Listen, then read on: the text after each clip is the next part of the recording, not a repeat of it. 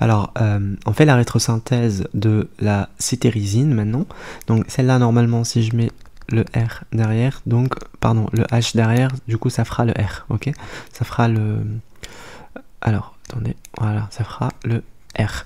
Et du coup, pour commencer, je vais commencer, rappelez-vous, par exemple, pour quand on voit l'amide, où est-ce qu'on fait la coupure? On fait du côté, c'est-à-dire entre l'azote, pardon, et le carbonyle. Donc ici, pareil. Là, j'ai ici, je fais la coupure, en fait, ici, de ce côté et pas de ce côté, ok? Donc, pardon. Voilà, donc je commence par faire cette coupure, par réaliser, du coup, par écrire les produits. Donc là, j'ai d'un côté l'acide carboxylique, auquel je rajoute un groupe partant, donc un atome X, donc je mettrai un chlore ou un brome, ok? Donc ici je mets un chlore, et j'aurai tout le reste de la molécule, donc un phényl et un chlorobenzène, pardon, et ici tout le reste avec, ce qu'on appelle un OH, ok? Dites-vous que ici on avait fait quoi? On avait fait une coupure hétérolytique vers l'oxygène. Donc l'oxygène est chargé négativement. Comme il est chargé négativement, bah en fait en équivalent de synthèse, on va devoir mettre un proton, ok? Voilà, c'est pour ça que j'ai mis le OH. Moi j'aime bien écrire E, donc pour dire que c'est lui et lui, ok? Normalement c'est pas... faut écrire plus, mais bon, ok, c'est pas grave. Du coup, après, on va revenir à celui-là. Celui-là, on va encore lui faire une nouvelle rétrosynthèse. C'est-à-dire une nouvelle étape. J'aime bien changer les couleurs. Alors, pour cette nouvelle étape, en fait, on va faire une deuxième coupure. Où est-ce qu'on va couper? On va couper là où il y a l'azote. Ok? Toujours l'azote, on va faire la coupure comme ça. Vers l'azote, comme ça, on forme quelque chose de chargé négativement. Donc, ici, pareil, chlorobenzène. Ici... alors, ici, je mets quoi? Je mets... excusez-moi, c'est pas comme ça. C'est moi juste... Voilà. Azote. Ici, j'ai mon deuxième azote qui sera chargé négativement parce qu'on a fait la coupure hétérolytique vers lui. Donc là, en équivalent de synthèse, je mets un proton. Ok? Alors, une fois que j'ai mis un proton, il va me rester une deuxième molécule. Du coup, celle-là, c'est cette partie-là. Ok? Cette partie-là, donc, ici, vous voyez bien qu'on a OH. Rappelez-vous, quand on voyait OH et quelque chose comme ça chargé positivement, rappelez-vous qu'on met quoi? Qu'on met l'époxyde. Quand on met l'époxyde, donc comme ça, en fait, dites-vous que si j'attaque ici, je vais former la même chose que ici. Ok? C'est pour ça en fait qu'on a tendance à mettre l'époxyde. Rappelez-vous, 1, 2, dès que vous voyez 1, 2, dites-vous que l'oxygène c'est le troisième, et du coup on forme quelque chose de 3. 1, 2, 3. Vous voyez? Donc voilà, ça il faut mettre en compte. Quand vous voyez l'alcool, pensez à l'époxyde. Ok. Après, qu'est-ce qu'on va faire après? Ben en fait, on va reprendre celui-là. Comment dire? Celui-là, là, le grand. J'en reviens avec le rouge, hein. On va reprendre avec le noir plutôt. Alors, celui-là, du coup, et on envisage une deuxième coupure. Où est-ce que vous pensez qu'on peut couper? Bah, toujours ici. Ok, là où il y a l'azote. Donc, on va former cette molécule, alors que j'ai oublié le nom. Voilà. Ici, j'ai un hydrogène, et là, pareil, un deuxième hydrogène.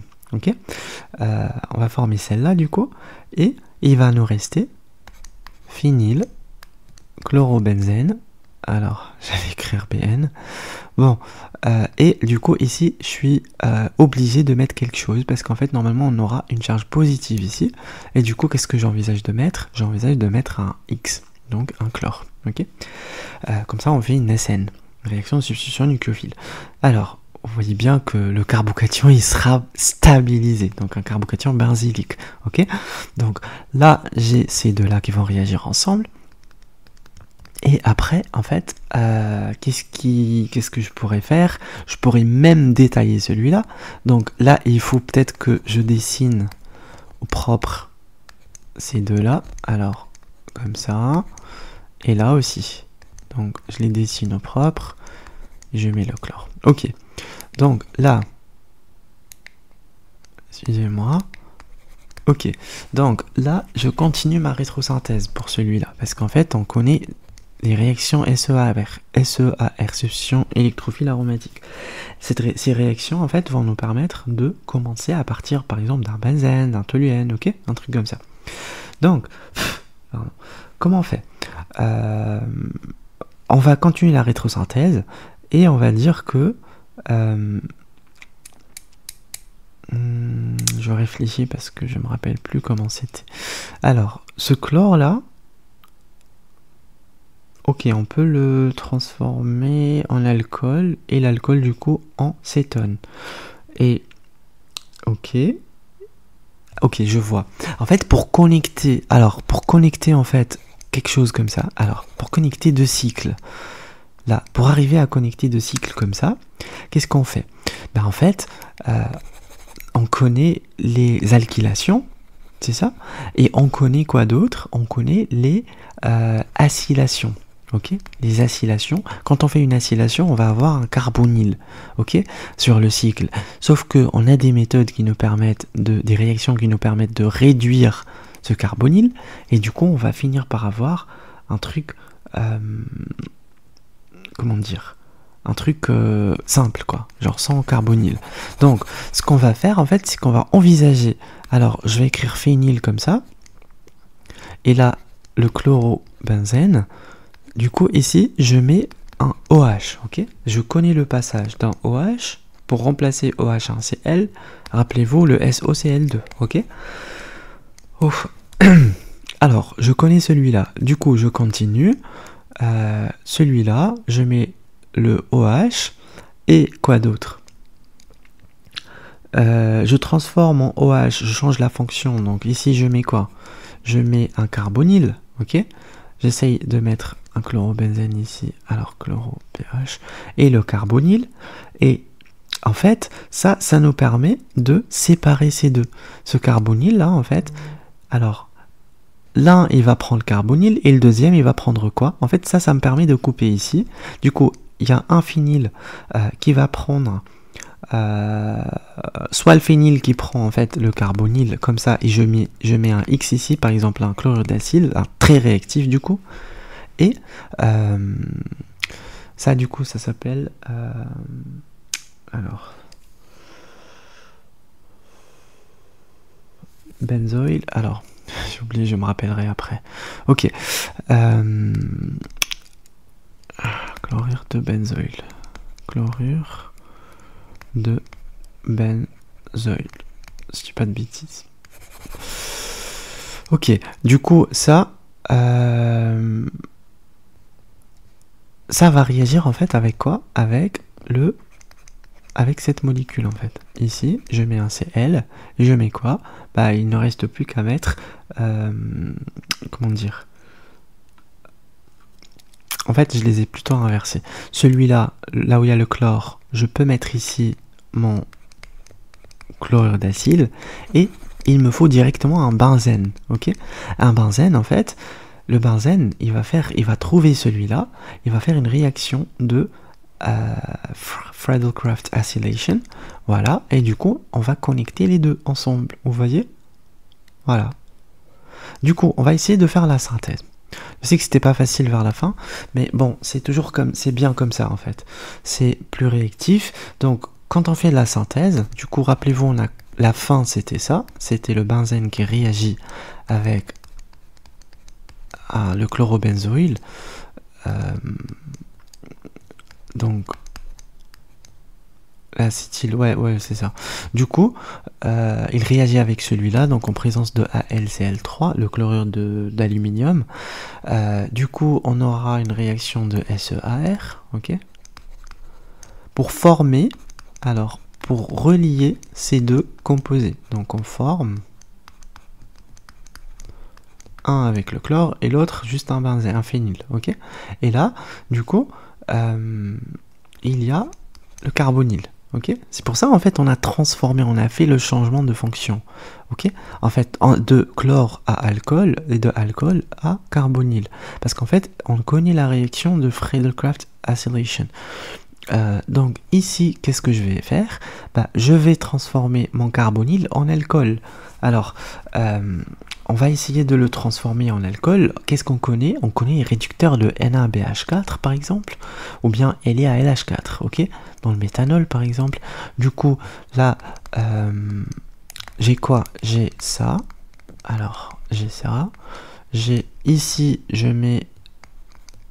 Bon, on peut mettre les deux ensemble là. Na, pardon. Ici, j'ai mon alcool, donc après l'hydrolyse. Et j'aurai toujours la deuxième partie, du coup, aromatique. Voilà. Après l'alcool, je le transforme, rappelez-vous, en chlore. Donc, on connaît toujours...